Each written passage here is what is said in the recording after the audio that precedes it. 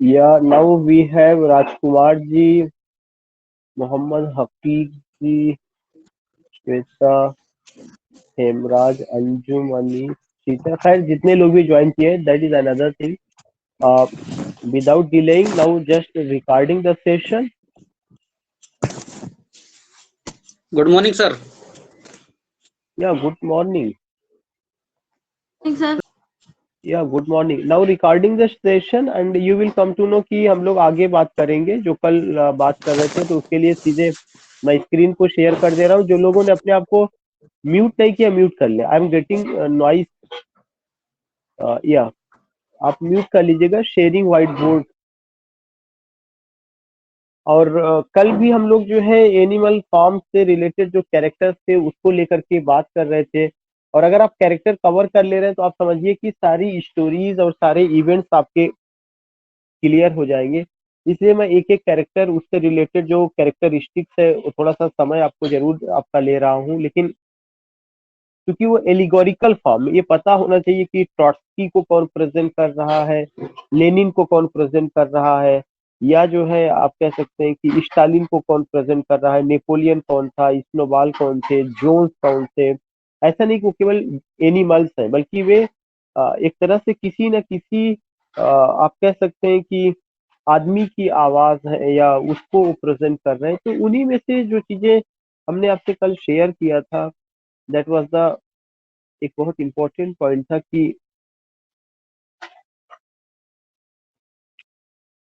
Characters में हमने old major को लिया था, स्नो बॉल को लिया हुआ था, और स्नो बॉल के अलावा बॉक्सर से मुझे लगता है मुझे शुरू करना था.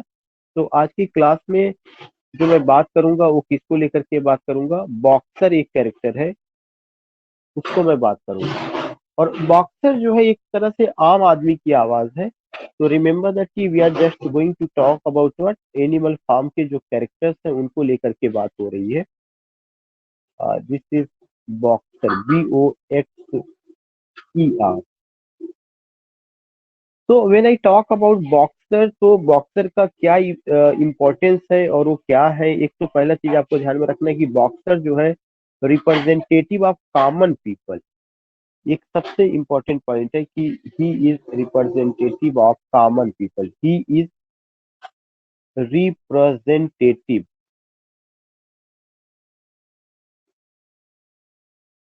ऑफ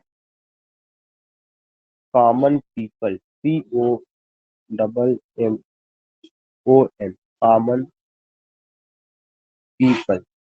वो रिप्रेजेंटेटिव है. किसके रिप्रेजेंटेटिव है? कॉमन पीपल के. एक खासियत बॉक्सर की है कि boxer is what, boxer is the representative of common people. और वो अपनी ड्यूटीज और राइट्स के प्रति बहुत ज्यादा जो है अवेयर है. तो ही is the representative of common people. यहाँ मैं आर्टिकल द लगाना भूल गया. ही is the representative of common people. दूसरा जो एक इम्पोर्टेंट पॉइंट है बॉक्सर को लेकर के कि he is much aware of their duties. He is much aware of their duties, DUTIES, duties, not of their rights, not of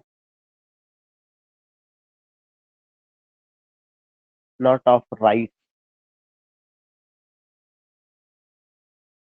ये एक दूसरी बात है कि he is much aware of their duties not of their rights. ये उनकी खासियत है कि जो एक्चुअली में है क्या कि बॉक्सर का मतलब कि कॉमन आदमी की आवाज. और कॉमन आदमी की आवाज का मतलब ये है कि आप कह सकते हैं लोअर मिडिल क्लास वर्कर्स.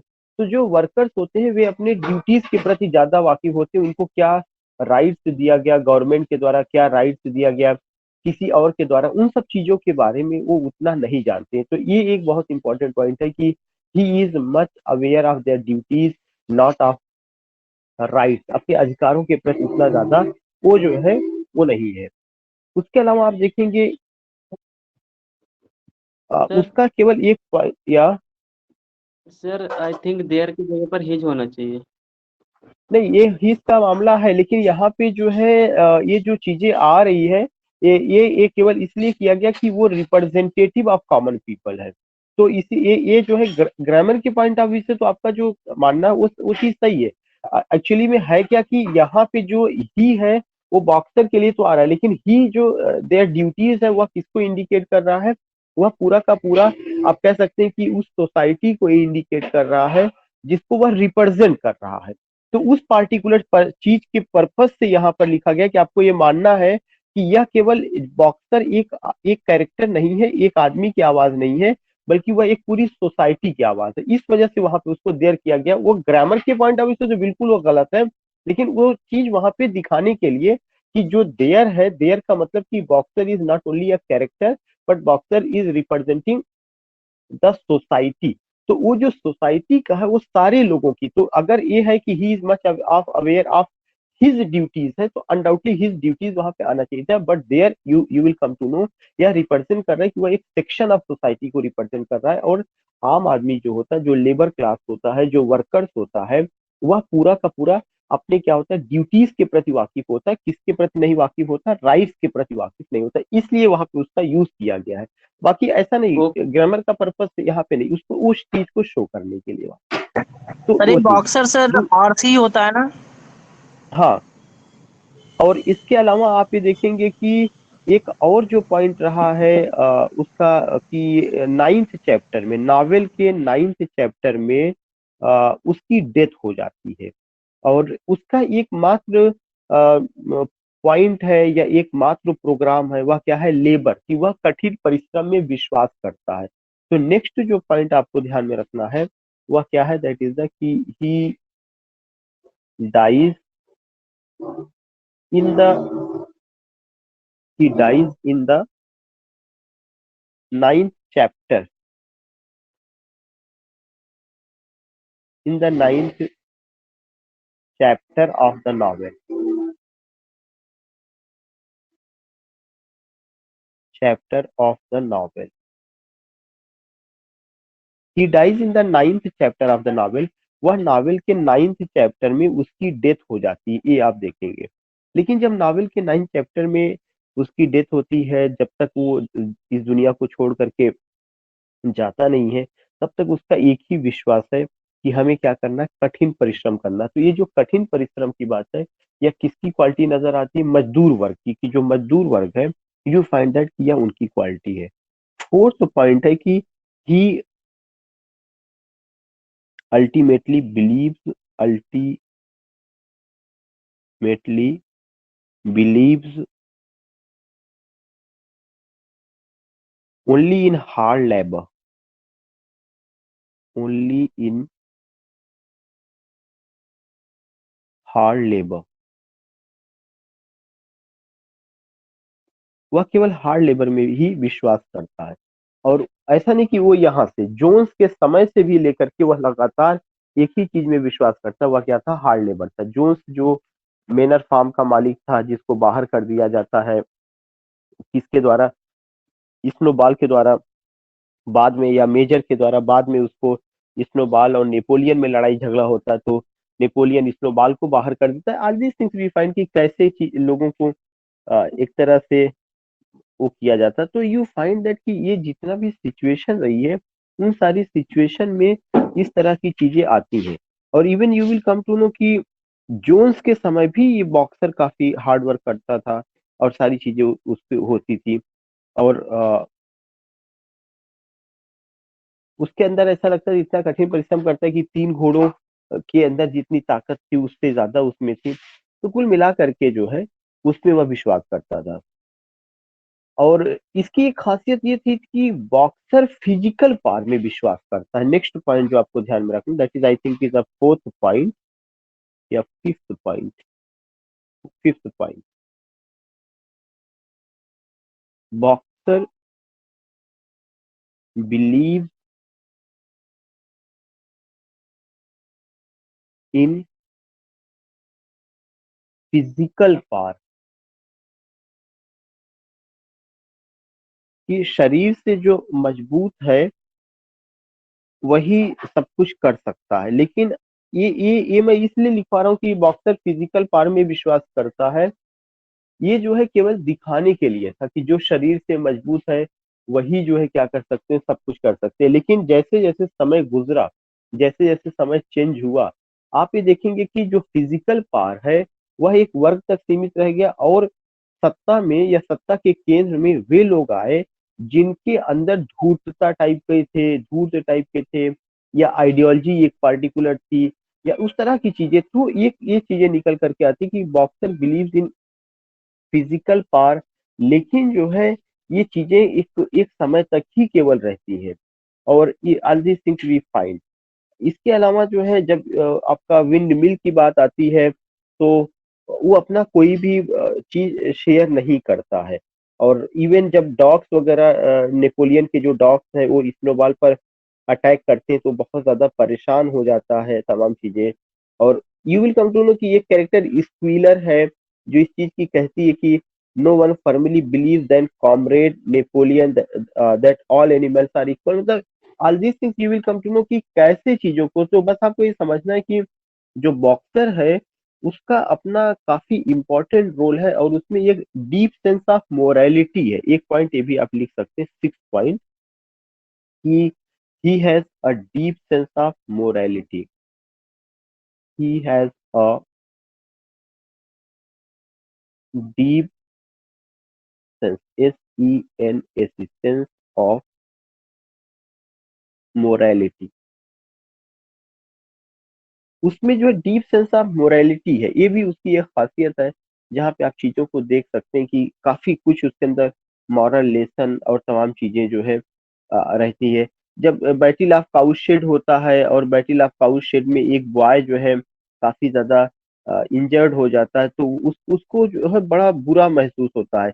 लेकिन वहां पर अगर आप देखेंगे कि स्नोबॉल आकर के कहता है कि वॉर इज वॉर, और हमारे सबसे बड़े दुश्मन ह्यूमन बींग्स हैं, ह्यूमन बींग्स में कोई गुड और बैड नहीं, जिसे आप गुड समझ रहे हैं कल यही आपके लिए बैड हो सकता है। तो ये बातें तो हमें किसके एंड से देखने को मिलती हैं, स्नोबॉल के एंड से देखने को मिलेंगी।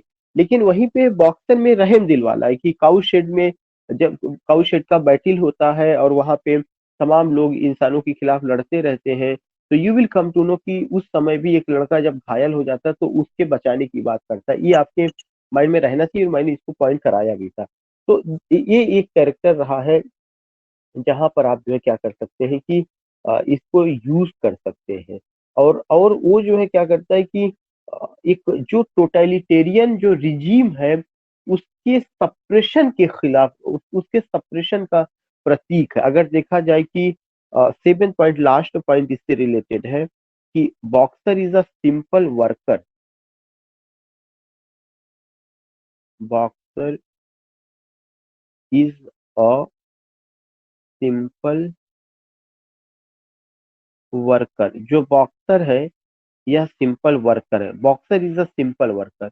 जो बॉक्सर है यह सिंपल वर्कर है, और यह जो है क्या करता है कि एक तरह से टोटलिटेरियन जो रिजीम है उसके खिलाफ करके बात करता है। Boxer is a simple worker and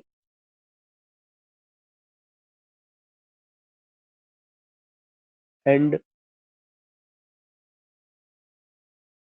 stands against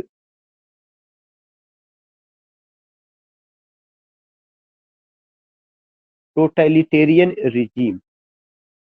totalitarian regime, REGIME। Totalitarian regime वह रिजीम होता है जिसमें एक आदमी की गवर्नमेंट है, उसी की आइडियोलॉजी को महत्व दिया जा रहा है, उसी की बातों को आगे बढ़ाया जा रहा है, और दूसरों को किसी तरह की कोई भी चीज या जगह नहीं दी जा रही है। तो सच है रिजीम, रिजीम यू फाइंड की ये रिजीम क्या कहा जाता है, इस रिजीम को हम टोटलिटेरियन रिजीम कहते हैं।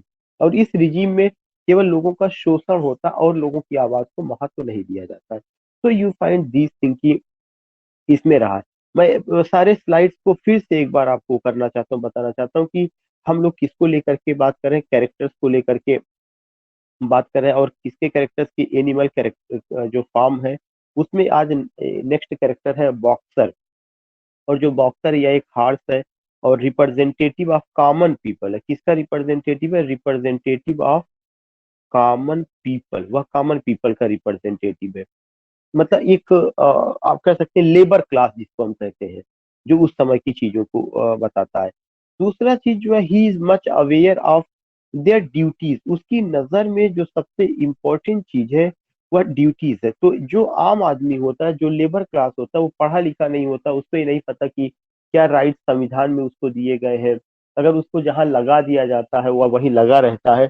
तो ये तो थोड़ा सा समझ में आता है कि एक समय ऐसा था, लेकिन आज आज भी का जो लेबर क्लास है वो काफी अब जागरूक हो गया है। उसको पता है कि हाँ, कितना उसकी मजदूरी है, कितना उसको मिलना चाहिए। पहले का सामंतीवादी जो सोच थी, उसमें ज्यादातर शोषण होता था। तो वो उस जमाने को लेकर के बात कर रहे हैं। तो he is much aware of their duties, not of their rights. और एक आदमी को अपनी ड्यूटीज के बारे में और अपने राइट्स दोनों के बारे में परिचित होना चाहिए और उसके लिए संघर्ष करना चाहिए। अगर वो नहीं करता तो इसका मतलब कि वह डल है, इनएक्टिव है, या वो जो है उस हिसाब से जानता नहीं है। तो ये इट डजेंट मैटर कि whether you are a worker, whether you are the owner of the factory. Worker के भी राइट्स है, ओनर के भी राइट्स है। तो कहीं ओनर ऑफ द फैक्ट्री ऐसा तो नहीं कि वो जो है एक्सप्लॉइट कर रहा है, इसलिए इसको करना चाहिए। जब एक्सप्लॉइटेशन होता है तभी वह जो है क्या होता है कि एक तरह से जो है उसके उसके खिलाफ जाता है, मीन्स क्रांति के रूप में वह तब्दील हो जाती है। और आप देखेंगे कि वो आपका जो बॉक्सर है वह नावल के 9th चैप्टर में उसकी डेथ हो जाती है। लेकिन वह जो है अल्टीमेटली किसमें बिलीव करता है? He ultimately believes only in hard labour. वो एक ही चीज में विश्वास करता है, हार्ड लेबर में। Boxer believes in physical power, क्योंकि जिस जमाने के बॉक्सर रहे हैं या जिस जमाने में रशियन रिवॉल्यूशन रहा है, उस जमाने में फिजिकल पावर बहुत मायने रखता था, फिजिकल पावर। तो boxer believes in physical power, यह एक अलग पॉइंट रहा है। नाउ द नेक्स्ट पॉइंट जो आपको ध्यान में रखना है कि he has a deep sense of morality, उसमें नैतिकता बहुत है। तो ये बताने की कोशिश कर रहे हैं कि जो भी लेबर क्लास या वर्कर क्लास के लोग होते हैं उनमें मोरालिटी बहुत ज्यादा होती है। वे काफी मोरल होते हैं, एथिकली स्ट्रांग होते हैं, ईमानदारी होती है, अपनी ड्यूटीज को ही महत्व देते हैं। उसमें छल कपट नहीं होता है, ढोंगीपन नहीं होता है, सिंपल होते हैं। लेकिन आज के समय में ये चीज नहीं कहा जा सकता। ये चीजें बहुत जगहों पे है या नहीं, या कोई पैमाना नहीं किसी आदमी को जज करने का। कोई आदमी जो बहुत हाई क्लास का वो भी बहुत अच्छा हो सकता है, कोई आदमी जो बहुत लो क्लास का वो भी बहुत बुरा हो सकता है। लेकिन क्योंकि बॉक्सर जो है किसकी आवाज है? बॉक्सर सिंपल वर्कर है और लेबर क्लास की आवाज है। तो उस जमाने में इस तरह की चीजें रही थी। आगे है कि boxer is a simple worker and stands against totalitarian. ये चीज आपको ध्यान में रखिएगा, वो जिस गवर्नमेंट को के अगेंस्ट में है वह कौन सा गवर्नमेंट है? Totalitarian regime. और टोटलिटेरियन रिजीम किसका रहा है? हिटलर का, मुसोलिनी का। और रूस में जिसके अगेंस्ट में चीजें लिखी गई हैं वो किसका था? स्टालिन का था। और टोटलिटेरियन रिजीम में कोई किसी का होता नहीं, वहां पे केवल एक ही चीज नजर आती है, वह क्या होता है? Snatching, exploiting. ये आज देखिए एक आदमी का रिजीम और इस तरह की चीजें रहती हैं। तो यू यू फाइंड दैट कि अगर आप यहाँ पे देखेंगे कि वो किस तरह की चीजों को या कैसे जो है उसमें जो है यूज किया जाता है, और कैसे एक हार्ड लेबर या एक वर्कर को जो है मिस यूज उसकी ऊर्जा का किया जाता है। So this things we find. Now the next character is Squealer. S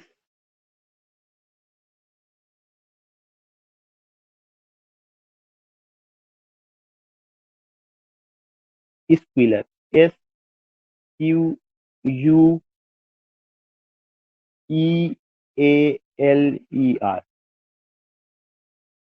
ये आप देखेंगे कि स्क्वीलर ये जो है नेक्स्ट कैरेक्टर है, लेकिन स्क्वीलर का जो रोल है वह क्या है? वह प्रोपागैंडिस्ट का रोल है। तो एक तो सबसे इंपॉर्टेंट पॉइंट यही है कि जो स्क्वीलर है, Squealer plays the role of propagandist, plays the role of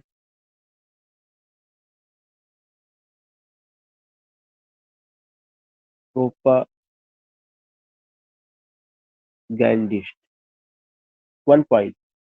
and एक पब्लिक रिलेशन ऑफिसर है फॉर नेपोलियन।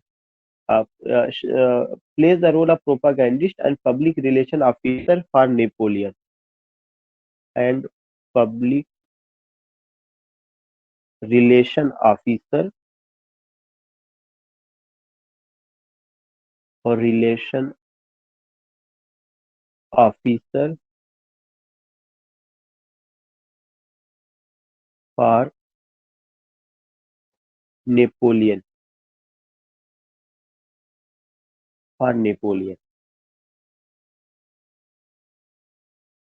अगर देखा जाए ये एक सिंबॉलिक कैरेक्टर है और सिंबॉलिक कैरेक्टर के साथ साथ ये किसको प्रेजेंट करते हैं, डॉक्टर गॉयबलिस को रिप्रेजेंट करते हैं। ये पॉइंट इंपॉर्टेंट है कि he is the symbol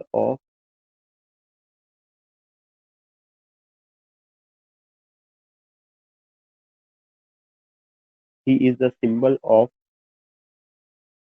doctor Goebbels, GOEBBELS।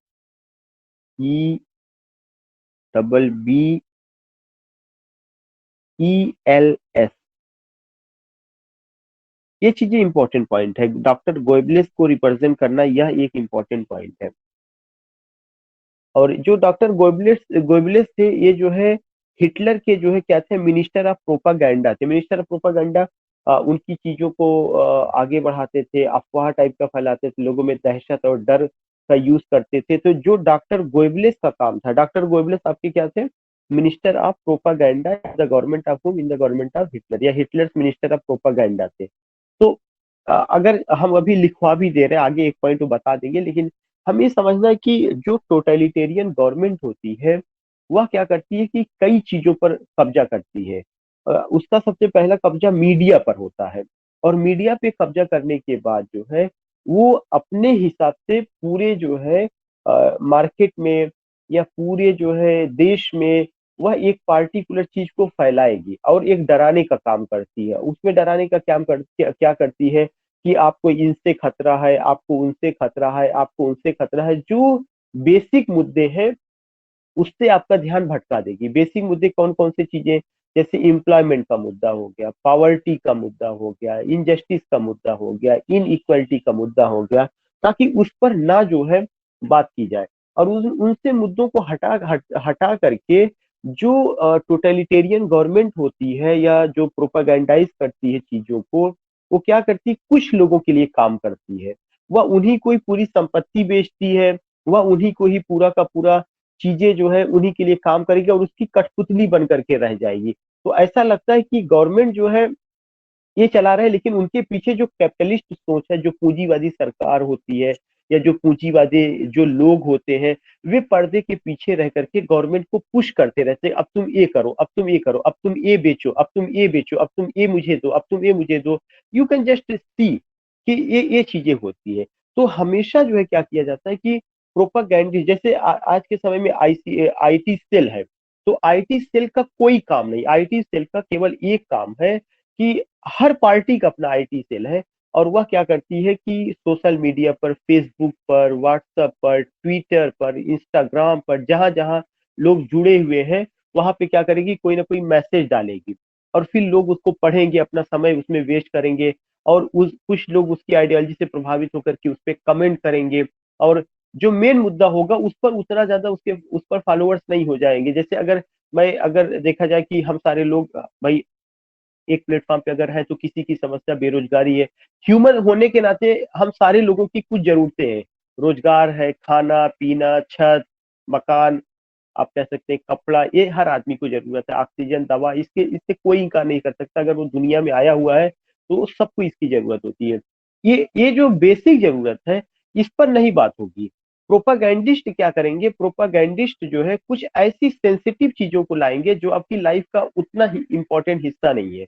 जैसे अगर हम ये कहूँ कि बिलीविंग इन गॉड, जैसे अगर ईश्वर में विश्वास आदमी कर रहा है, तो ईश्वर में विश्वास करने का हर आदमी का तरीका अपना अलग अलग है।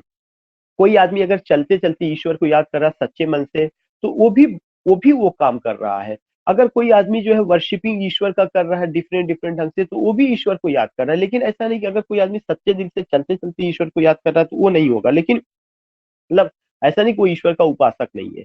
मिल्टन ने खुद ही कहा है कि तमाम तरह के जो है एंजल्स ईश्वर के आदेश को फॉलो करने के लिए तैयार रहते हैं। The only worshipper in the eye of God is who only stand and wait, means honesty, नियत जिसको कही जाती है। तो प्रोपागैंडिस्ट क्या करेगा, वह एकदम से सीरियस मैटर को ना उठा करके ऐसे मैटर को जो सेंसिटिव होगा, जो आपकी भावनाओं को भड़काए, उसको उठाएगा। और यही काम जो है हिटलर ने किया था सेकेंड वर्ल्ड वॉर के समय की।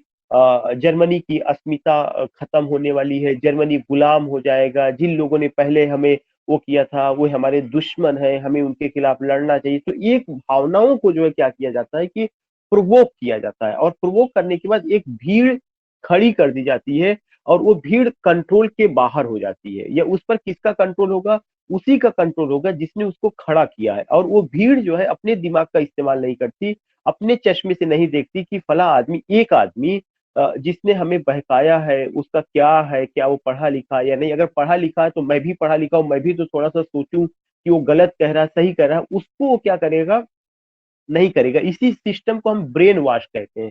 तो जो ब्रेन वॉश होता है वो व्हाट्सएप यूनिवर्सिटी से होता है, फेसबुक से होता है, टीवी से होता है, न्यूज चैनल से होता है। फिर वो ब्रेन वॉश को करने के लिए क्या होता है, एक पोस्ट होती है, वो पोस्ट का क्या कही जाती है, प्रोपागैंडिस्ट कही जाती है। जो आज के समय में आईटी सेल के लोग काम कर रहे हैं, किसी भी उसमें, किसी भी हर पार्टी में आपको देखने को मिलेगा। जैसे जैसे जो लोग आते हैं, वो जब वो विपक्ष में चले जाते हैं तो उनकी स्कूल बदल जाती है, जब वो गवर्नमेंट में आ जाते हैं तो उनकी स्कूल अलग हो जाती है।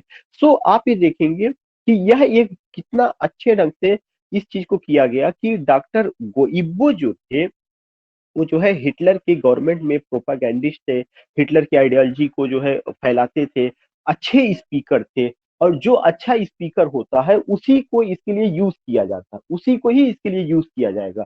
अगर आप जैसे अगर देखिएगा कि सोशल मीडिया में मुझे कहीं पे नहीं देखने को मिलता कि कोई इंजीनियर, कोई बहुत बड़ा साइंटिस्ट, कोई बहुत बड़ा डॉक्टर, मेरे शब्दों पे ध्यान दीजिएगा, कि इंजीनियर, साइंटिस्ट, डॉक्टर, या कोई बहुत बड़ा जो एमबीए किया हुआ, एमबीए में तो कुछ लोग मिल जाएंगे, आप देखेंगे कि इनका कोई स्टेटमेंट कवर किया जाता है।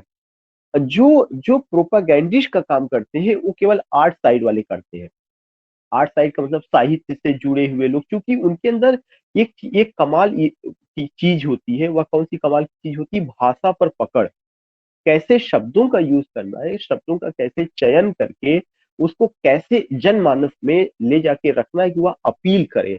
और उनका अपना जो दिल है, उनका अपना जो आत्मा है, वह जो है क्या करे कि उस पर मैं रूल करने लगूं। कैसे रूल करने लगूं, रूलिंग ऐसा नहीं होता कि कोई आदमी आपके शरीर को दबाए, आपको अपने अंडर में काम कराए तभी रूलिंग होती है। रूलिंग का मतलब है कि आपकी सोच पर रूल करता है, आपकी भावनाओं पर रूल करता है। तो भावनाओं पर कौन रूल करेगा, जो आपकी भावनाओं से अपनी भावनाओं को मिला दे, या अपनी भावनाओं को वो क्या करे, आपकी भावनाओं को अपनी भावनाओं में जोड़ ले, तो वो उस पर काबिज हो जाता है। फिर आपका दिमाग काम करना बंद कर देता है, आपका आपका सोल, आपका इमोशन, फीलिंग सब उसी धारा में बहने लगता है, जिस धारा में आईटी सेल चाह रहा है उधर ही जाता रहता है। और फिर जो है एक पूरा माहौल प्रोपागैंडिस्ट का खड़ा हो जाता है। वही काम डॉक्टर गिब्बो या स्पीलर कर रहे थे, किसके लिए कर रहे थे, उनके लिए। तो थोड़ा सा मैं ट्रैक से मैं नहीं कहूंगा कि मैं हटा, लेकिन ये उसी से जुड़ा हुआ है। और आप ऑलरेडी देख रहे हैं कि इस तरह के गेम का कंटेम्प्रेरी सोसाइटी में कैसे यूज किया जाता है। तो उसको वहां पर इन्होंने क्या किया हुआ है, वहां पे दिखाया गया। और जो जो आपका स्पीलर है, यह एक फैट पिग है। नेक्स्ट पॉइंट करके लिखिएगा। सबसे पहले तो डॉक्टर गोब्बोलेस को आप यहाँ पे लिख लीजिएगा कि डॉक्टर गोब्बोलेस कौन थे। तीसरा point, doctor Goebbels, GOEBBLES,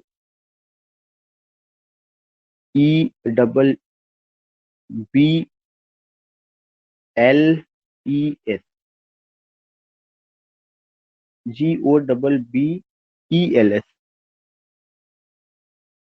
doctor Goebbels जो थे, doctor Goebbels Hitler's minister of propaganda. Doctor Goebbels was Hitler minister of minister of propaganda. Propaganda ये चीज रहा था, वो हिटलर की गवर्नमेंट में या उसमें इस तरह की चीजें रही है। दूसरा चीज आप ये देखेंगे कि जहाँ पे, और डॉक्टर गोबलेस को मैं इसलिए बात करूं, डॉक्टर गोबलेस एक कहते थे, यदि अगर जो है किसी झूठ को, उनका एक स्टेटमेंट है, वह क्या है कि if a lie is repeated 100 times it is converted into truth. अगर किसी झूठ को 100 बार बोला जाए तो वह सत्य में तब्दील हो जाता है। यही उनका उनका आइडियोलॉजी, उनका विश्वास था कि अगर किसी झूठ को 100 बार बोला जाएगा तो वह किस में तब्दील हो जाएगा, वह जो है सत्य तब्दील हो जाएगा। और इस पार्टिकुलर चीज को आज आप महसूस कर सकते हैं। आज हम लोग जिस एज में रह रहे हैं उसको पोस्ट ट्रूथ कहा जाता है। पोस्ट ट्रूथ, ट्रूथ का मतलब क्या होता है, सत्य। पोस्ट का मतलब उसके बाद की। तो पोस्ट ट्रूथ जो है एक ऐसी चीज है जिसमें यह दिखाया जाता है कि सत्य के बाद की जो सिचुएशन, सत्य के बाद का क्या सिचुएशन, सत्य के बाद तो ऐसा नहीं कि सत्य के बाद असीमित सत्य होगा। सत्य के बाद का मतलब होता है कि झूठ की शुरुआत हो रही। तो उसमें ये दिखाया गया कि आज के समय में हम जितना भी चीजें कर रहे हैं वो सारी चीजें जो है केवल झूठ पर है, और उस झूठ को इतनी बार बोला जाता है कि वह चीजें बिल्कुल सत्य मान ली जाती है। और वो झूठ का जो है आपके पूरे चारों तरफ इर्द गिर्द जो आपके चारों तरफ जाल बुना गया, चाहे वह नेटवर्किंग का जाल हो, चाहे वह मीडिया का जाल हो, चाहे इलेक्ट्रॉनिक मीडिया हो, प्रिंट मीडिया हो, इन सारे जाल में एक ही चीज है, वह क्या है, झूठ को फैलाना। तो जब झूठ कई बार बोला जाएगा तो वो चीजें आपको क्या लगने लगेगी, सत्य लगने लगेगी। ये बात जो है हिटलर के अपने जो मिनिस्टर थे, प्रोपागेंडिस्ट थे, यह उनकी आइडियोलॉजी थी, उसमें वो विश्वास करते थे। अगर कभी आज नहीं, जब आपको कभी समय मिलेगा, मेन कैम्प अगर आप पढ़ेंगे या मुझे अगर कभी मिलेगा, तो जब मैं हिटलर को लेकर के अगर मैं कभी बात करूंगा तो आई विल टेल यू कि कैसे चीजों को उनके जमाने में ट्विस्ट किया गया था, यह चीजें होती थी। तो एक पॉइंट आपको ये ध्यान में रखना है। नेक्स्ट पॉइंट जो आपको ध्यान में रखना है कि जो जो स्क्विलर है, fourth point, SQUEALER, Squealer has been presented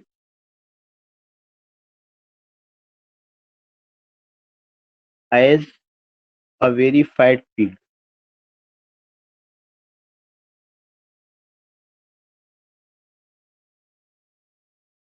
Squealer को एक फैट पिग के रूप में प्रेजेंट किया गया है, जहां पर इस चीज को आप देख सकते हैं कि उसका अपना क्या चीजें हैं और किस तरह से वो आपका झूठ को जो है बिल्कुल सत्य के रूप में तब्दील करती है। चूंकि एक अच्छा खासा वो प्रोपागैंडिस्ट है, रेट्रिक है, या तमाम चीजें जो है उसमें हम देखते हैं, और एक वर्दी लीडर के रूप में वह हमारे सामने आता है कि उसमें जो है, और अगर देखा जाए तो वो नेपोलियन के नीचे ही है। नेक्स्ट पॉइंट करके आप लिख लीजिएगा, fifth point, he is the subordinate of Napoleon. He is the subordinate of Napoleon.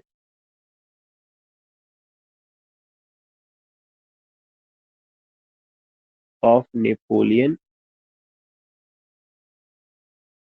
and is used by him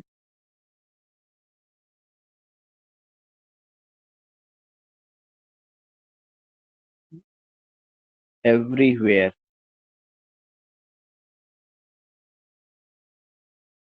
वो उसका सबऑर्डिनेट है और हर जगह यूज किया जाता है। तो मैं फिर से जो स्लाइड मैंने आपको बताया था, मैं उसको ले करके एक बार फिर से आपको बता दे रहा हूँ कि क्या क्या मैंने आपको बताया। जो मैं सेकेंड कैरेक्टर लिया हुआ हूँ, वो सेकेंड कैरेक्टर आपका क्या है, स्क्विलर है। स्क्विलर का काम क्या है कि pledge the role of propagandist. ये चीज आपको ध्यान में रखिएगा, वो कौन सा रोल प्ले करता है, propagandist and public relation officer for Napoleon. जो लोग हैं, आम आदमी हैं, उनसे रिलेशन कैसे बनाया जाए, कैसे चीजें की जाए, इसकी जिम्मेदारी वह संभालता है। उसके अलावा he is the symbol of doctor Goebbels. वह डॉक्टर गोइबल्स का सिंबल है। डॉक्टर गोइबल्स आपको मैंने बताया कि वो क्या थे doctor Goebbels, you will come to know वो आपके हिटलर के मिनिस्टर थे और कौन से प्रोपागेंडा के मिनिस्टर थे। Squealer has been presented as a very fat pig. He is the subordinate of Napoleon and is used by him everywhere. चूंकि उससे ज्यादा बेहतरीन ढंग से बात को कोई रख नहीं सकता था, इसलिए हर जगह उसका यूज किया गया है। तो ये कुछ इंपॉर्टेंट कैरेक्टर्स थे जिसपे आपको थोड़ा मैंने डिटेल में बात किया। अब और कुछ कैरेक्टर है जिसको लेकर के मैं जल्दी जल्दी आज इस पॉइंट को मैं खत्म करूंगा। Next character is Clover, CLOVER।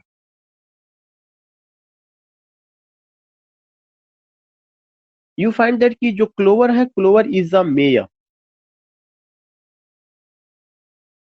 Clover is a mare, यह मेयर है। a laborious as box, she is as laborious as boxer, she is as laborious as boxer। वह मतलब वैसे ही बहादुर है और उसका भी विश्वास एनिमलिज्म में है, हार्ड वर्क में है, all these things you find. लेकिन वह उतना पावरफुल नहीं है जितना कि बॉक्सर है। ये सब वो चीजें अपनी जगह है। एक एक जो इम्पोर्टेंट चीज है कि she treats all the animals very motherly, यह उसका खासियत है। She treats all the animals very motherly, she treats all the animals very motherly, ERLY। ये उसकी एक खासियत है।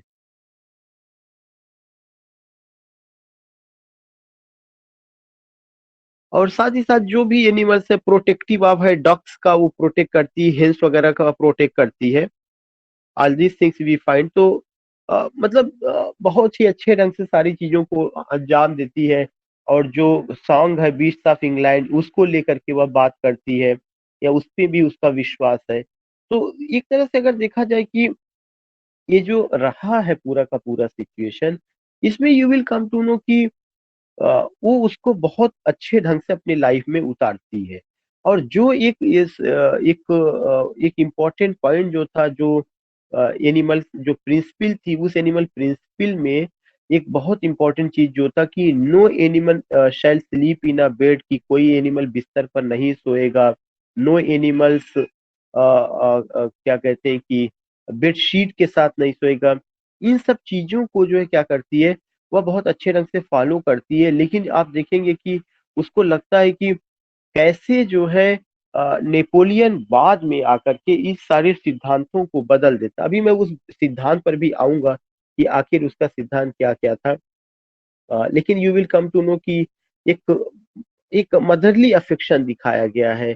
और तमाम चीजें, जब एक कैरेक्टर फ्रेडरिक आता है और वह जो है क्या करता है, सारी चीजों को डिस्ट्रॉय कर देता है, उस समय भी जो है वो उसका अपना उसके दुख को वहां पे प्रेजेंट किया गया। तो इसके बारे में बहुत ज्यादा नहीं, लेकिन हमें क्या करना है, इतना ध्यान में रखना है कि वह एक मेयर है, उतना ज्यादा स्ट्रांग नहीं जितना कि बॉक्सर रहा है, लेकिन उसमें मदरली टच है। और एनिमल के जो एनिमलिज्म है, जो एनिमल के प्रिंसिपल्स हैं, उसमें उसका फर्म डिटर्मिनेशन है, बहुत विश्वास करती है उन सारी चीजों को लेकर के। Now the next character is Benjamin.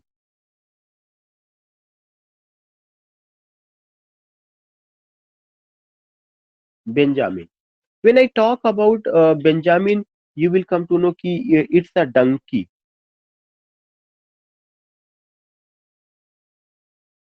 Benjamin is a donkey, DONKEY। दूसरा चीज की he is a true representative of intellectual class, he is a true representative, REP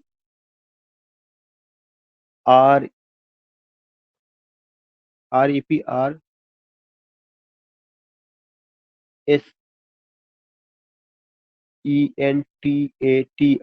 representative of intellectual class of the society. Intellectual class of the society.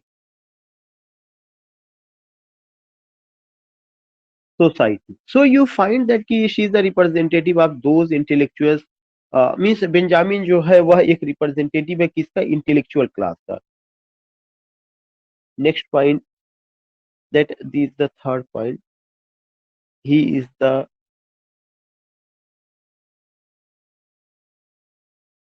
the most interesting character, INTERESTING,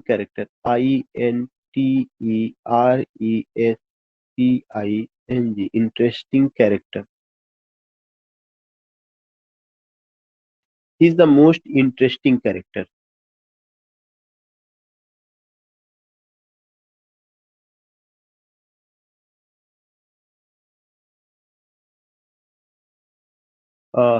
next point है तीसरा, चौथा, पांचवा. Old Major is not his ideal. Old Major is not his ideal. ये point मैं इसलिए लिखवा रहा हूँ, इसी से आपको पता चल जाएगा अगर ओल्ड मेजर उसका आइडियल नहीं है तो उसकी सोच क्या होगी. तो बेंजामिन की सोच आप समझ सकते हैं कि Old Major is not his ideal, जबकि ओल्ड मेजर कार्ल मार्क्स की आइडियोलॉजी को, लेनिन की आइडियोलॉजी को प्रेजेंट करते हैं, लेकिन ओल्ड मेजर उनके आइडियल नहीं है. ये एक पॉइंट है. और पूरे नॉवेल में यही एक कैरेक्टर है जो विट और ह्यूमर को प्रेजेंट करता है. He presents wit and humor, HUMOUR, humor in the novel. अगर कभी भी आता है कि नॉवेल में विट और ह्यूमर को सबसे अच्छे ढंग से किसने प्रेजेंट किया हुआ है, तो that is a Benjamin. Benjamin क्या है, बेंजामिन एक आपका डंकी है.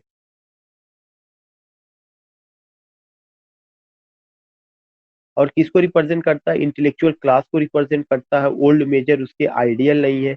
ये सारे पॉइंट्स हैं जो आपको ध्यान में रखना है. और उसका अपना कंट्रीब्यूशन है कंस्ट्रक्शन ऑफ विंड मिल में. लेकिन अगर आप देखेंगे तो बहुत ही वो जो है उस तरह की उसकी आइडियोलॉजी रही है जहाँ पे आप कह सकते हैं कि वो एक बैलेंस बना करके, जैसे होते नहीं लोग पूंजीवादी, समाजवादी, ऐसे भी कुछ लोग होते हैं जहाँ पे वो बैलेंस बनाने की कोशिश करते हैं. तो उस तरह का कैरेक्टर रहा है कि एकदम एकदम एक आइडियोलॉजी के साथ नहीं रहा. मौका परस्त जिसको कहते हैं कि हर जगह अपनी सिचुएशन को बैठा ले, इस तरह की चीजें हमें देखने को मिलती है.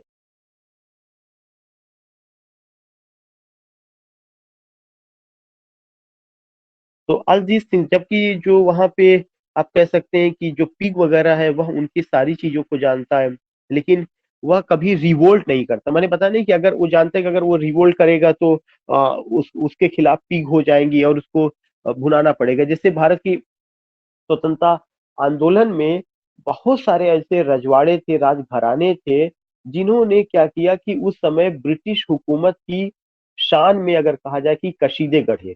और ब्रिटिश हुकूमत की शान में जब वो कशीदे गढ़ते तो इसका मतलब है कि वे उनके प्रति लॉयल थे. अगर आप देखेंगे कि जब झांसी की रानी पर अटैक होता है तो झांसी की रानी ने तमाम अगल बगल के राजाओं से जो है उन्होंने क्या किया कि हेल्प मांगी. लेकिन उस समय जो है बहुत सारे रजवाड़ों ने झांसी की रानी को हेल्प करने की जगह कहाँ पे चले गए, ब्रिटिश हुकूमत को उन्होंने सेवा करना शुरू कर दिया या उसके उसमें फेवर में खड़े हो गए. यही चीजें जब 1857 का स्वतंत्रता आंदोलन हुआ था बहादुर शाह जफर के नेतृत्व में या और लोगों के नेतृत्व में, तब तब भी हमें यही चीजें देखने को मिलती. उसी का परिणाम है कि आज भी उनके घराने बचे हुए हैं, आज भी उनके घराने, राजशाही घराने उनके बचे हुए हैं. तमाम चीजें हम देखते हैं. So you can just understand कि ऐसे जो लोग होते हैं वो मौका परस्त होते हैं. वे जानते हैं कि अब हमें किस करवट जाना है और कहाँ जाने में हमारी भलाई है, जिसको आप कह सकते हैं कि दल बदलू टाइप का, या जो है एक वर्ड यूज किया जाता है कि बगैर पेंदी के लोटे हैं. क्या क्या चीजें, जैसे अगर अभी आज के समय जो सरकार है वो लोग इसमें भी फायदा उठा रहे हैं, कल अगर कोई सरकार बदल जाएगी तो तुरंत अपना रंग रूप बदल करके दूसरे में भी शामिल हो जाएंगे, वहां पर भी उनका प्रेजेंस आपको देखने को मिलेगा। तो ऐसे ही कैरेक्टर का नाम क्या था, ऐसे ही कैरेक्टर का नाम आपका बेंजामिन था, उसमें रहा।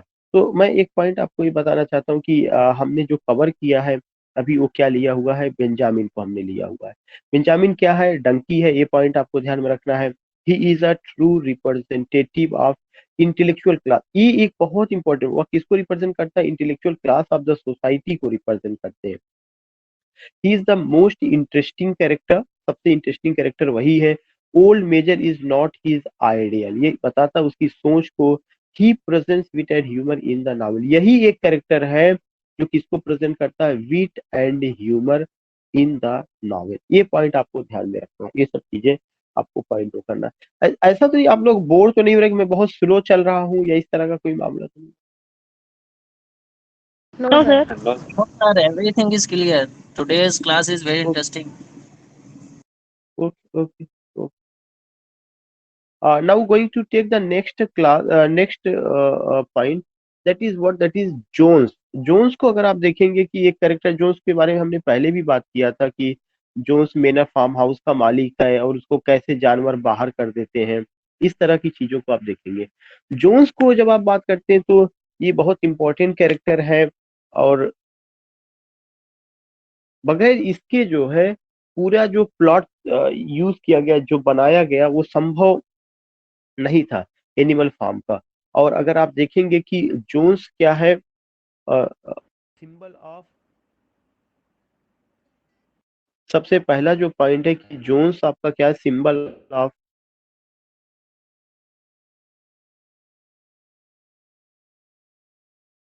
Symbol of humans, human being, human beings basic concept of,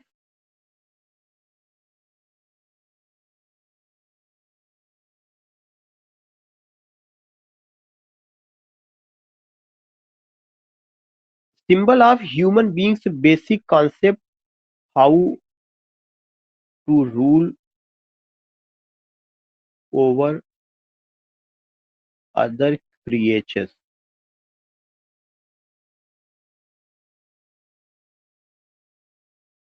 जो जोन्स है वही इस चीज का प्रतीक है या उस मेंटालिटी को दिखाता है जिसमें यह दिखाने की कोशिश की जाती है कि कैसे जो है दूसरे जो क्रिएचर्स हैं उन पर कैसे राज किया जाए, उन पर कैसे जो है रूल किया जाए, या कैसे उन सब चीजों को कंट्रोल किया जाए, इन तमाम चीजों का प्रतीक है। तो जो जोन्स है, how to rule over other creatures, यह ह्यूमन बीइंग का आप देखेंगे कि रहा। ह्यूमन बीइंग में हमेशा खास करके जो पैट्रियार्की रही है या जो पुरुष समाज रहा, पुरुष समाज में हमेशा एक चीज रहा है कि सबसे ज्यादा अगर आप देखेंगे इको क्रिटिसिज्म एक आता है, तो इको क्रिटिसिज्म ये बताता है कि नेचर को अगर सबसे ज्यादा किसी ने नुकसान पहुंचाया है तो किसने पहुंचाया है, पुरुषों ने पहुंचाया, औरतों ने नेचर को नहीं नहीं पहुंचाया, क्योंकि जो औरतें हैं उनमें क्या होता है, मदरली अफेक्शन होता है, और धरती को भी माँ ही माना गया है। तो उनमें क्रिएटिविटी होती है, प्रोजिनी होती है, वे चीजों को डिफेंड करती हैं। लेकिन हमेशा पुरुष को क्या दिखाया जाएगा कि पुरुष अपने हाथ में कुल्हाड़ी लिया हुआ है, कभी ये नहीं दिखाया गया कि किसी औरत के हाथ में कुल्हाड़ी है। हमेशा कुल्हाड़ी किसके हाथ में दिखाई जाती है, पुरुष के हाथ में, कि वह जा रहा है पेड़ों को काटने या तमाम चीजों को करने। औरतों को क्या दिखाया जाता है कि जो सूखी लकड़ियां हैं उसको उन्होंने इकट्ठा किया, और इकट्ठा करने के बाद अपने गट्ठर बना करके अपने सर पर उन्होंने उसको रखा, और वो भी यूज कर रहे हैं ईंधन के लिए। वहां पर भी वो उन चीजों को ली है जो अब यूजलेस हो चुकी है, लेकिन यूजलेस चीजों को भी वो यूज कर रही है। उन्होंने कभी हरे पेड़ों को नहीं काटा। मैं एक एग्जांपल दे रहा हूँ, तो यह मेंटेलिटी है, और यह बात करती है कि जो पैट्रियार्की है, जो मेल है, या जो पुरुष समाज है, वो जो है क्या है कि हमेशा रूलिंग किया, उसी को ही देखा जाए, उसी ही सोच के जोन्स है। जोन्स किसके मालिक है, दूसरा पॉइंट कि he is the owner of farm house.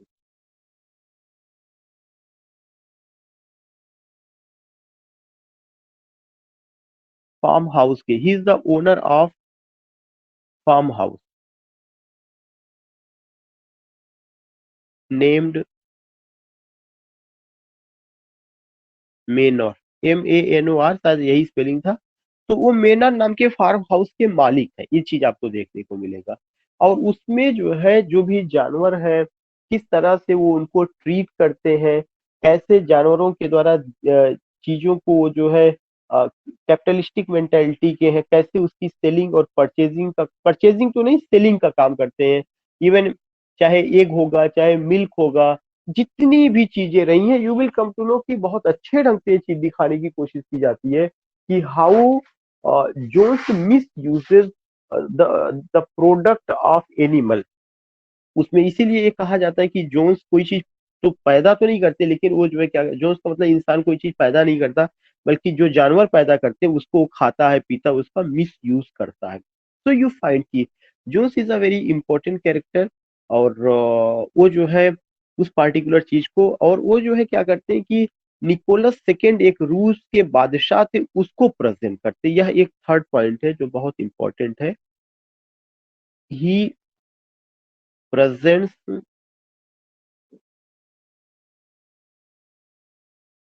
Nicholas second, NICHOLAS,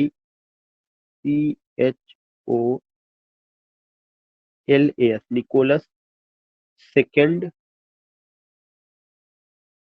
Nicholas second, the cruel king of Russia, the cruel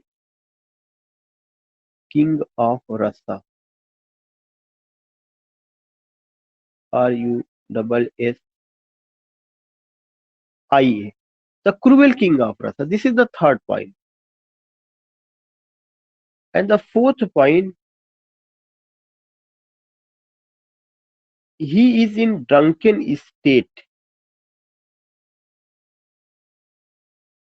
He is in drunken, DRUNKEN, drunken state. Fifth point, he firmly believes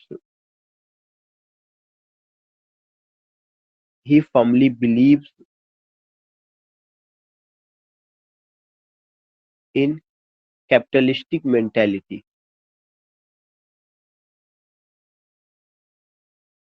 जो पूंजीवादी सोच है, आपको कई बार बताया गया कि पूंजीवादी सोच में कैसे गरीबों का शोषण होता है, ऐसे वो कैपिटलिस्टिक मेंटालिटी में विश्वास करते हैं और जानवरों के जो भी प्रोडक्ट है उन सारे प्रोडक्ट को जो है वो बेचते हैं, उससे पैसा कमाने की बात करते हैं। ऑल दीज थिंग्स हम पाते हैं और बहुत ही लग्जूरियस लाइफ व्यतीत करते हैं। तो जोन्स जो है वो केवल ऐसा नहीं कि जो रूस के बादशाह निकोलस सेकंड थे उसी को रिप्रेजेंट कर रहे हैं, बल्कि वो एक तरह से देखा जाए कि एक जो पूरा का पूरा जो एक सोच रही है, और वह कौन सी सोच रही है, कैपिटलिस्टिक मेंटेलिटी, और जो बादशाहत की सोच होती है, शोषण की जो सोच होती है, लग्जूरियस लाइफ की जो सोच होती है, वह उन तमाम चीजों को प्रेजेंट करते हैं या रिप्रेजेंट करते हैं। और साथ ही साथ उनके अपने बगल में जो है जो और भी लोग हैं, जिनमें उनके पड़ोसी फ्रेडरिक है, पिलकिंगटन है, वह उनको अप्रोच करते हैं, उनसे संबंध बनाते हैं। मगर उनके समय के, निकोलस रो के समय के ये बगल के बादशाह थे, उनके साथ कैसे जो है चीजों का लेन देन होता है, इंपोर्ट एक्सपोर्ट होता है, these things you find. So what I want to say कि ये पूरा का पूरा एक सिचुएशन है जहां पर आप पाएंगे। और पूरे नावल में तीन कैरेक्टर जोन्स के अलावा, अगर आप देखेंगे जोन्स के अलावा पूरे नावल में तीन ह्यूमन कैरेक्टर्स है या मेल कैरेक्टर्स हैं। और उनमें से तीनों का मैं नाम लिख दे रहा हूँ, that is the next point. I think ये फोर्थ या fifth point, sixth point. Jones के अलावा और कौन कौन से, एक कैरेक्टर फ्रेडरिक, FREDERIC, फ्रेडरिक। एक character Pilkington,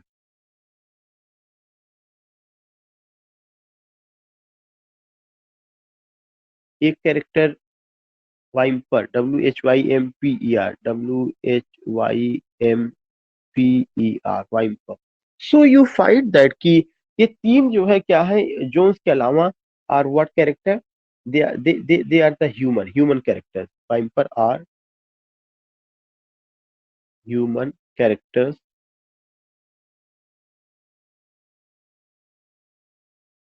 except Jones.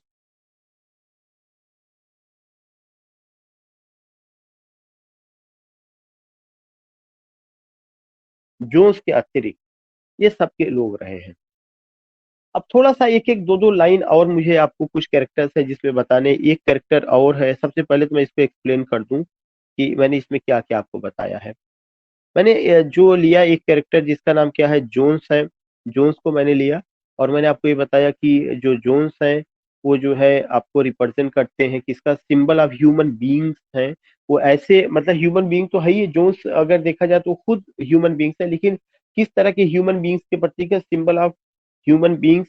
Basic concept, जो मानव का जो बेसिक कॉन्सेप्ट है वह कौन सा, how to rule over other creatures. ईश्वर के द्वारा बनाए गए जो दूसरे क्रिएचर है उस पर रूलिंग कैसे की जाए। और वह जो है ओनर है, किसके ओनर है, फार्म हाउस के ओनर है। और उस फार्म हाउस का क्या नाम है, मेनर, मेनर फार्म हाउस। उसका जो है ही रिप्रेजेंट्स निकोलस सेकेंड। ये चीज आपको ध्यान में रखना, ये बहुत इंपॉर्टेंट पॉइंट है। Nicholas second the cruel, Nicholas second the cruel king of Russia. He is in drunken state. अगर ड्रंकेन स्टेट में शराब का सेवन कर रहे हैं तो आप ये समझ सकते हैं कि वो कार्ल मार्क्स की आइडियोलॉजी के कितने अगेंस्ट में थे, कैपिटलिस्टिक मेंटेलिटी के थे, और साथ ही साथ उनके शोषण की प्रवृत्ति थी, लग्जूरियस लाइफ व्यतीत करते थे। All this things we find. He firmly believes in capitalistic mentality. वो कैपिटलिस्टिक मेंटेलिटी में, उनके अलावा जो और ह्यूमन कैरेक्टर्स है वो फ्रेडरिक है, पिलकिंगटन है, और पिलकिंगटन के अलावा वाइम्पर है। ये तीन कैरेक्टर है उनके अलावा, this thing. Now the next character, बस एक एक दो दो लाइन, ज्यादा समय और नहीं लेंगे। मोली, सर MOLLIE, पिलिंगटन की स्पेलिंग क्लियर नहीं हो रही। PIL, जस्ट नेक्स्ट स्लाइड में था, Whymper, PILKINGTON, this is K, PILKINGTON। Okay sir, thank you. Now the next character is Mollie. And when you find कि जो मोली है यह एक फुलिश और लेजी मेयर है, व्हाइट मेयर है। नंबर वन पॉइंट की a foolish and lazy, LAZY, lazy white mayor.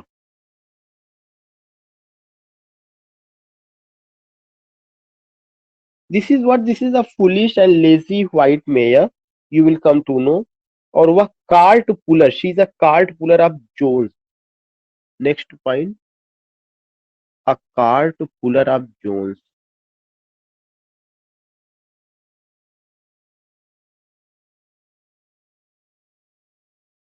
A cart puller of Jones. Jones का जो कार्ट पुलर है उसको करती है, खींचती है, representative of middle class. Third point, representative of middle class, tative of middle class, MIDDLE, representative of middle class. उसको represent करती है and remains faithful to his master, and remains faithful to his master, faithful to his master. अपने master के प्रति बहुत loyal रहती है, बहुत फेथफुल रहती है, और बैटल ऑफ काउ शेड में पार्टिसिपेट भी नहीं करती है। All this things you will come to know. बहुत ज्यादा ऐसा नहीं कि अदर एनिमल की तरह वह जो है बहुत हार्ड लेबर में विश्वास करती हो, नो नॉट एट ऑल। और जैसे ही रिवोल्यूशन टेक प्लेस करता हुआ वहां से गायब हो जाती है। तो you will come to know कि कुल मिला करके एक जो सिचुएशन है यहाँ पे दिखाने की कोशिश की गई कि जो मिडिल क्लास का आदमी था, जैसे लोअर क्लास तो ठीक अपनी जगह था, काफी कठिन परिश्रम कर रहा था, लेकिन जो मिडिल क्लास की जो मोली है, मोली या मिडिल क्लास के लोग भी वो क्या करते थे कि उनकी अपनी एक अलग सोच थी, वो भी आराम पसंद लोग थे, और वो लोग रिवॉल्यूशन के या काउशेड जो रिवॉल्यूशन हुआ था उसमें उसके फेवर में उतना ज्यादा नहीं थे। तो इस तरह से आपने देखा कि 25 ही हमारे पास एक इसका था, स्लाइड था, तो उसको हमने यूज कर लिया है। Again I am just deleting, just seeing कि कैसे डिलीट हुआ live pole.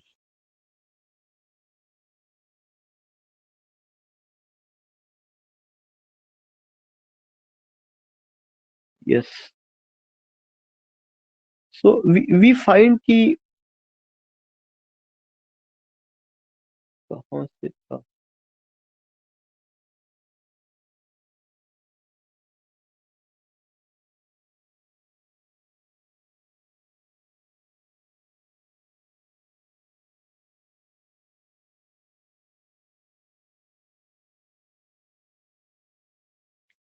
Something, yes, I just want to tell you कि हम लोगों को एक इसका ऑप्शन, एक तो इन्होंने अपडेट करके ना उसका जो ऑप्शन आता था बाहर जाने का वो खत्म कर दिया है।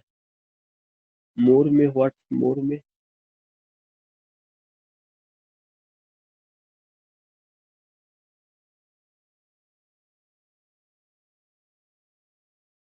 Something save.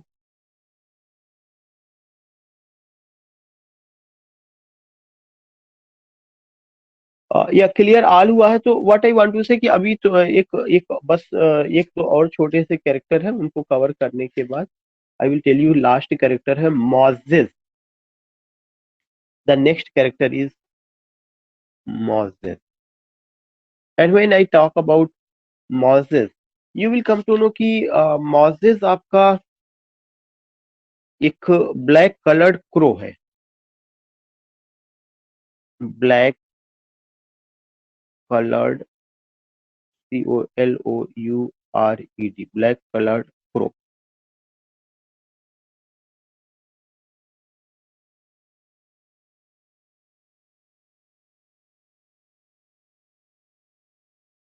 Of mister Jones.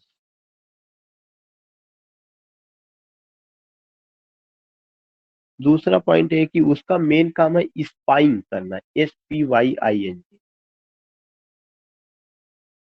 मुखबिरी करना। किसका मुखबिरी करता है, जो भी होगा, लेकिन उसका अपॉइंटमेंट इसीलिए किया गया। तो आप ये 2 पॉइंट आप ध्यान में रखिएगा कि वह ब्लैक कलर क्रो है, और उसका जो मेन वर्क है वह क्या है, उसका मेन वर्क है कि Moses, we are talking about Moses, black coloured crow, और स्पाइंग करना, जासूसी करना उसका मेन मकसद है, या उसमें वो शामिल होता है या आता है। अब उसके बाद एक चीज और भी रहा है कि जब आप इन सबको देखते हैं तो you will come to know कि एनिमल का अपना कुछ सिद्धांत रहा है, और उस सिद्धांत को लेकर के वो लोग काफी कॉन्शियस थे, जिसको उन्होंने एनिमलिज्म नाम दिया हुआ था। और वहां पर आप देखेंगे कि वो बताते हैं कि क्या क्या चीजें हैं, हमें क्या करना है और क्या नहीं करना है, उसको लेकर के वो बात करते हैं। तो उनके अपने सिद्धांत में कई चीजें हैं। एक चीज तो ये कि 2 पैरों वाला जो जानवर है वो हमारा सबसे बड़ा दुश्मन है, एक उनका सिद्धांत ये था। दूसरा सिद्धांत ये था कि कोई भी आदमी बेड पर नहीं सोएगा, और बेड के पर न सो करके शीट का यूज नहीं करेगा, ये भी उनका एक सिद्धांत था। मतलब अगर वो करते हैं तो बेड शीट वगैरह का नहीं यूज किया जाना है। तो you will come to know कि इस तरह से, और लग्जूरियस लाइफ नहीं जो है बितानी है, कोई भी आदमी ड्रिंक का सेवन नहीं करेगा। इसी चीज को उन्होंने क्या कहा था, इसी चीज को उन्होंने एनिमलिज्म था। और उनका अपना जो है एनिमल बीस्ट, एक तरह से उनका एंथम भी मैंने बताया था कि उन्होंने अपना यूज किया हुआ था। और काउशेड बैटल को लेकर के मैंने जिक्र किया था। तो कुल मिलाकर के जो आपका आइडियोलॉजी मार्क्सिस्ट आइडियोलॉजी रही है, उस मार्क्सिस्ट आइडियोलॉजी को वो लोग अच्छे ढंग से फॉलो करते हैं, और उसमें जो है सारी बातें आती हैं, और उसमें उन्होंने उसमें बताया कि हाँ, हमें लग्जूरियस लाइफ को नहीं व्यतीत करना है, और अगर हमें कुछ करना है तो वह कौन सी चीजें हैं? केवल और केवल हमें अपने आप को एकदम सिंपल वे में रखना है। लेकिन ये सिंप्लिसिटी जो बातें की जाती हैं, अगर आप देखेंगे कि कहाँ तक चलता है, ओनली कुल मिला करके जब तक लेनिन है, लेनिन के बाद वो सारी चीजें किनारे लग जाती है। फिर लेनिन के बाद उसका कहीं पे कोई महत्व नहीं रह जाता है, और सब चीजें स्टालिन तक आते आते स्टालिन अपने हिसाब से चीजों को यूज करने लगते हैं। तो उनके अपने 7 सिद्धांत थे, यही मैं थोड़ा-सा ढूँढ रहा था। तो सातों सिद्धांत मैं चाह रहा हूँ कि लिखवा करके आज मैं ये फाइनल कर दूँ, ताकि हमें कुछ और इसमें ना करना रहे। Just deleting it. A, here. तो अभी अभी जो हम लोग बता रहे हैं कि 7 प्रिंसिपल्स, नेक्स्ट पॉइंट जो ले रहे हैं 7 प्रिंसिपल्स, PRINCIPLES, उनके 7 सिद्धांत क्या थे? देखिए, सबसे पहला उनका ये कहना था, whatever whatever goes upon 2 legs is an enemy। 2 पैरों पर चलने वाली हर चीज हमारी दुश्मन है। 2 पैरों पर कौन चलता है? इंसान ही चलता है। ऐसा तो नहीं कि इंसान क्रॉलिंग करता है। तो उन्होंने कहा कि whatever goes upon 2 legs is an enemy, वह हमारी दुश्मन है। यह सबसे पहला सिद्धांत आप पाएंगे कि उनका रहा है। यह एक बहुत इंपॉर्टेंट पॉइंट है, जो उनका पहला सिद्धांत। तो मैं इसको अब डिलीट कर दे रहा हूं। नाउ दूसरा जो सिद्धांत उनका रहा है वो ये था कि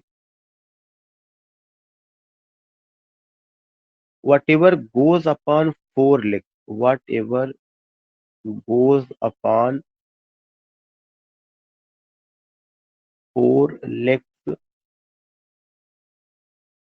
whatever goes upon 4 legs or has wings, or has wings is a friend।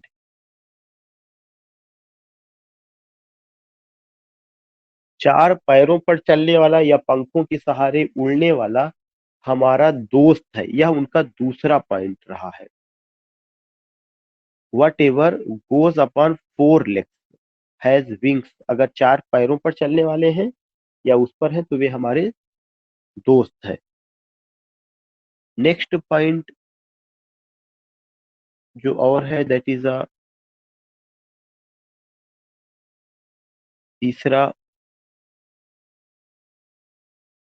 आप देखेंगे, no animal shall wear cloth, no animal shall wear cloth.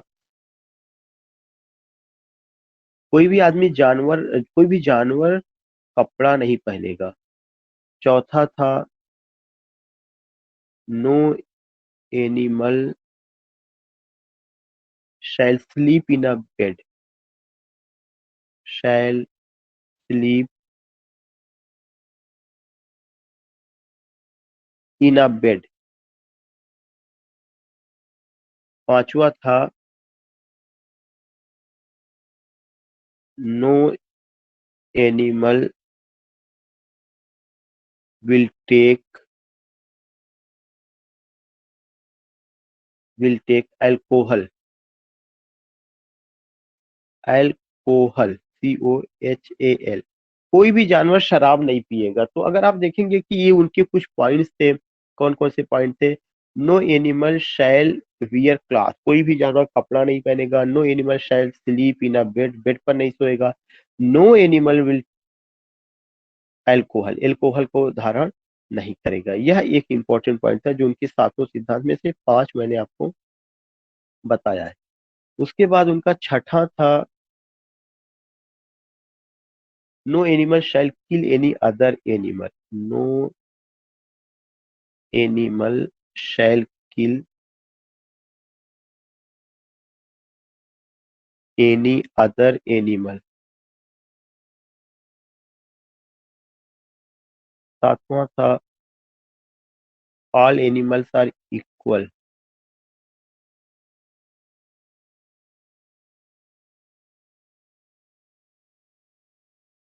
EQUAS. कोई भी एनिमल दूसरे एनिमल को जो है क्या करेगा, no animal shall kill any other animal, दूसरे एनिमल को मारेगा नहीं.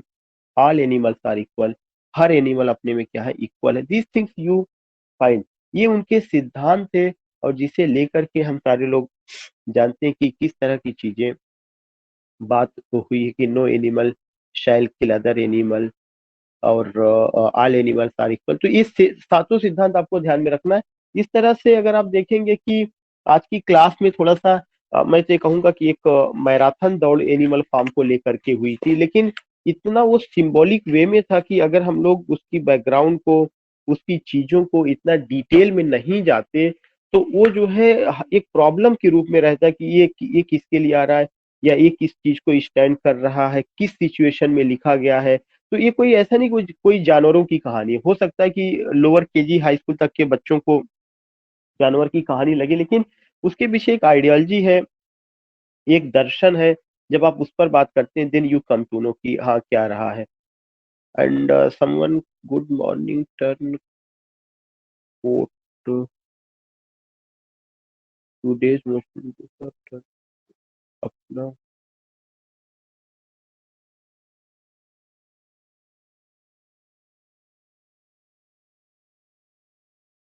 Okay, so you will come to know कि these are the things which we find and here you find कि what कि these are the कुछ लोगों के अपने कमेंट भी आए थे उसको लेकर के आज की कंटेम्प्रेरी सोसाइटी, खासकर ब्रिजपाल एंड रकीम जी का. That doesn't matter. One thing I want to tell you कि when we talk about these thing कि कैसे हम लोगों को इस सिचुएशन में रहना है या चीजें हैं, तो वो सब चीजें हैं. लिटरेचर तो आईना होता ही है समाज का, उसको समझना है. खैर, in this way you will come to know exit whiteboard save close any.